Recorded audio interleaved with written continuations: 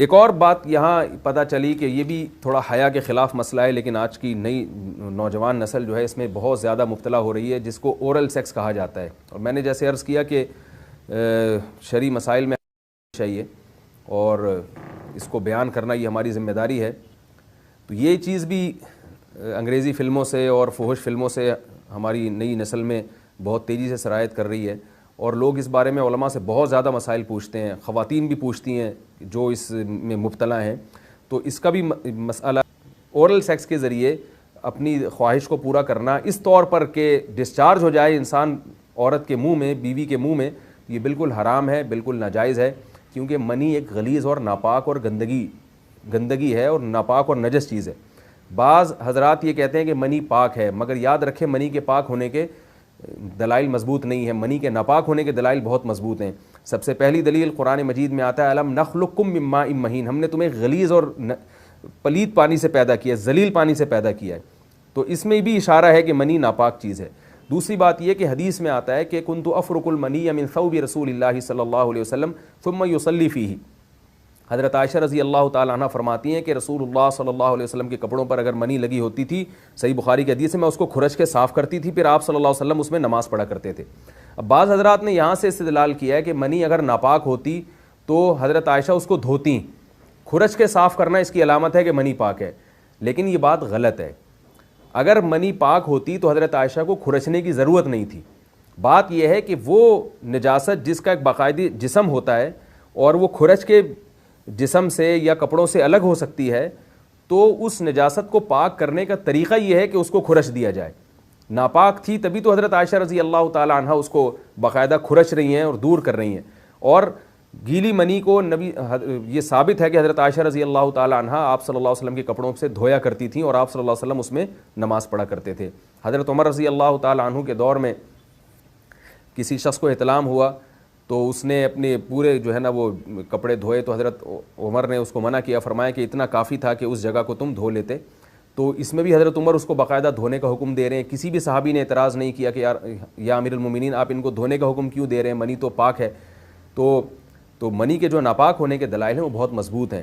باقی اس کو جو کھرچنے کا حکم ہے وہ اس لیے کہ منی کے پاک جو اگر خشک ہو جائے تو وہ کھرچ کے بھی پاک ہو جاتی ہے، اس کو پھر دھونا ضروری نہیں ہوتا، پہلے سے ہی پاک ہے.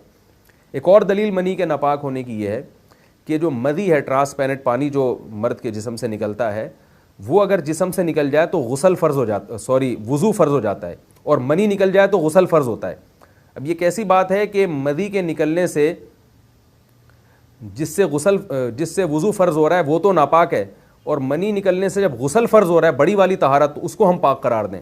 تو اس لیے امام ابو حنیفہ رحمہ اللہ تعالیٰ کا مذہب منی کے بارے میں کہ یہ نجاست غلیظہ ہے، اور امام مالک کا بھی یہی مذہب ہے. یہ مذہب بہت دلائل کے لحاظ سے قوی ہے. تو اس لیے عورت کے منہ میں ڈسچارج ہونا یہ بالکل حرام ہے، ناجائز ہے، گندگی ہے، اسلام میں اس کی قطعاً اجازت نہیں ہے. اور اگر ان ائمہ کا مذہب لیا جائے جو منی کو پاک سمجھتے ہیں، اس لیے میں یہ عرض کر رہا ہوں کہ بعض حضرات نے اس پہ فتویٰ دیا ہے کہ یہ چونکہ پاک ہے لہذا اگر یعنی کوئی شخص منہ میں بھی ڈسچارج ہو جائے تو یہ بھی جائز ہے. یہ 100% غلط فتویٰ ہے. اس لیے کہ جو حضرات اس کو پاک کہتے ہیں وہ بھی اس کو خبائث میں داخل کرتے ہیں، حرام چیزوں میں داخل کرتے ہیں. اس کا کھانا یا اس کا منہ میں ڈالنا وہ بھی جائز نہیں کہتے. تو اس لحاظ سے بھی یہ ناجائز ہے اور بہت ساری بیماریوں کا ذریعہ بھی ہے. دوسرا مسئلہ یہ ہے کہ اگر کوئی ڈسچارج نہیں ہوتا اورل سیکس کے ذریعے تو اس کا شرعی حکم کیا ہے؟ تو اس کا حکم یہ ہے کہ یہ انتہائی سخت درجے کا مکروہ ہے، ناپسندیدہ عمل ہے. اور اس کے سخت درجے کے مکروہ اور حرام نہیں ہے لیکن بہت زیادہ ناپسندیدہ اور شریعت کے مزاج کے بالکل خلاف ہے. اور اسلامی کلچر میں اس کا کوئی تصور نہیں تھا. یہی وجہ ہے کہ فقہاء کرام کے ہاں اس چیز کا تذکرہ بہت ہی محدود پیمانے پر ملتا ہے. یہ اس کی علامت ہے کہ مسلمان معاشرہ اس چیز سے بالکل بھی واقف نہیں تھا کہ یہ کیا ہوتا ہے. تو یہ چیز غیروں سے آئی ہے، غیر مسلموں سے ہمارے معاشرے میں جو ان کی موویز دیکھ کے، فحش فلمیں دیکھ کے نوجوانوں میں اس چیز نے سرایت کیا. ورنہ یہ انسان طبی طور پر اس عمل سے بہت زیادہ نفرت کرتا ہے. کوئی بھی شریف الطبع آدمی ذہنی طور پر اس کے لیے تیار نہیں ہوگا.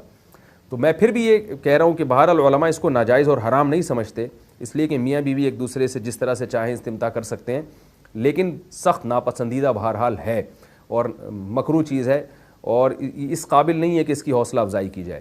یہ اس کے بارے میں ہے کہ جب یعنی جو ہے وہ ادخال کیا جائے اس فم کے اندر، اس جو ہے مرد اس میں باقاعدہ جو ہے وہ تلذذ حاصل کرے. اگر ایسا نہ ہو بلکہ باہر سے ہی استمتاع کیا جائے, جیسے بعض جگہ ایسا ہوتا ہے کہ کیا نام ہے, عورت کو اس چیز سے گھن آتی ہے کہ وہ اپنے منہ میں اس گندگی کو لے کر جائے, تو پھر بعض شوہر زوجہ کو مجبور کرتے ہیں کسنگ وغیرہ پر, تو یہ کم درجے کی کراہت ہے. یعنی یہ بھی ناپسندیدہ تو ہے مگر یہ اس درجے کا مکروہ, اس درجے کا ناپسندیدہ نہیں ہے. دوسری بات یہ کہ یہ جو میں نے پوری ڈیٹیل بیان کی ہے یہ اس صورت میں ہے اس کے مکروہ اور ناپسندیدہ ہونا کہ عورت اس کے لیے ذہنی طور پر آمادہ ہو. یہ بات خوب یاد رکھیں, اگر عورت کو اس عمل سے گھن آتی ہے تو پھر مرد بیوی کو اس کام پر مجبور ہرگز نہیں کر سکتا, کیونکہ یہ نکاح کے جو ایگریمنٹ ہے, مقتضیات ہیں, اس کے خلاف ہے. یعنی یہ اس میں داخل نہیں ہے. عورت اپنے آپ کو ہم بستری سے تو نہیں روک سکتی, مرد جب چاہے گا بیوی سے ہم بستری کر سکتا ہے, عورت کو اجازت نہیں ہے, لیکن خاص اس عمل سے عورت مرد کو روک سکتی ہے اگر وہ ذہنی طور پر